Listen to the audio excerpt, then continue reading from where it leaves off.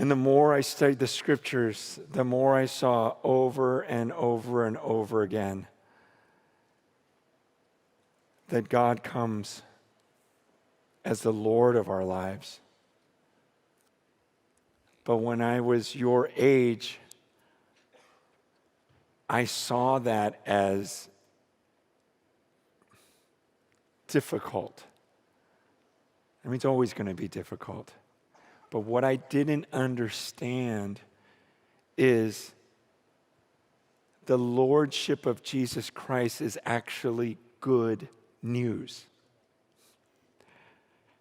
See, it's actually good news that we have a king. It's actually good news that we don't have to drive.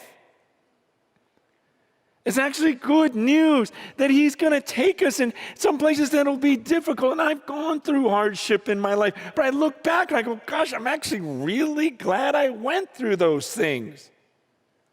At the time, was it difficult? I wish I had hours to talk you through trials and everything else. I'm just telling you at this stage of my life, I'm going, God, I am so grateful for all the places you've taken me, even when it's difficult.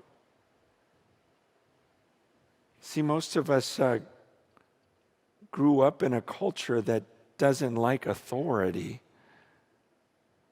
But you got to understand, we're talking about this. Think about this. That God in heaven, who's controlling every breath, who's so holy the angels are covering themselves up, so holy that I can't even look at him right now.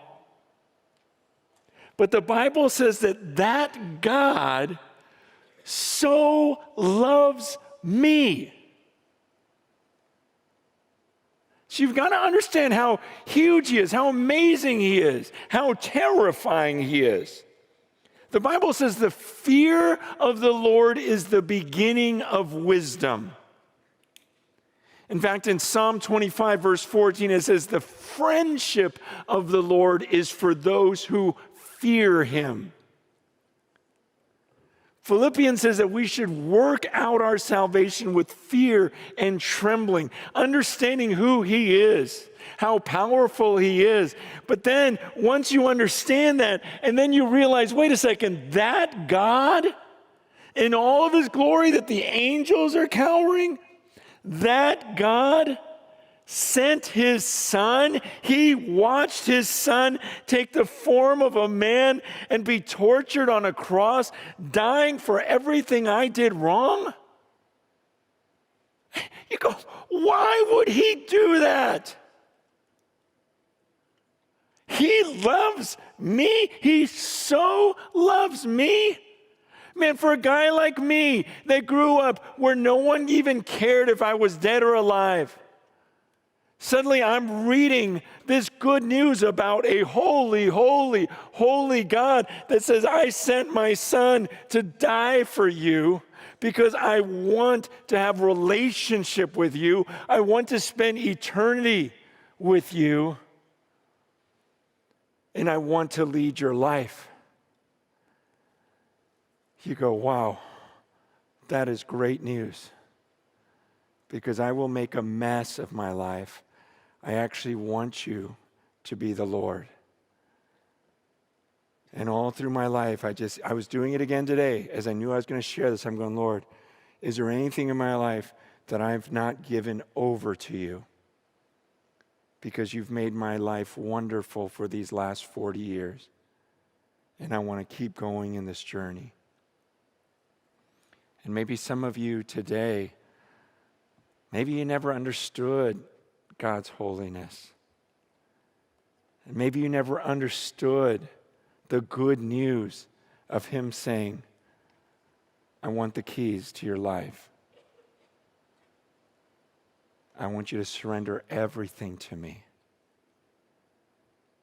And maybe this is the first time you understand, wow, if that being is really like that and determines my every breath, and he so loved me that he would watch his son suffer so he could have a relationship with me, I can trust him. And I want to come under that authority. A few years ago, my wife and I adopted a 16-year-old girl out of the foster system, and I love her so much. And it's tough, though, adopting a 16-year-old. And her life was a mess, and she hated authority.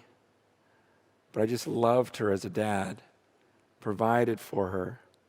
I just loved hanging out with her. Our whole family loved hanging out with her. And we took her in as family. But she didn't like the rules in the house. She didn't like the authority. And I remember just telling her one day, I go, honey, I know this is hard for you. And I know you love me. You love how I provide for you and how I love you, but you don't love my authority. And I get it. You've always hated authority. But I want to love you so well that one day you're going to be glad you're actually under the rules of my house. Because my rules are for you. They're to make your life amazing. I'd do anything for you, honey. And these rules that I have in the home and the authority over you is a great thing. But I want to do so well as a dad that you see that one day.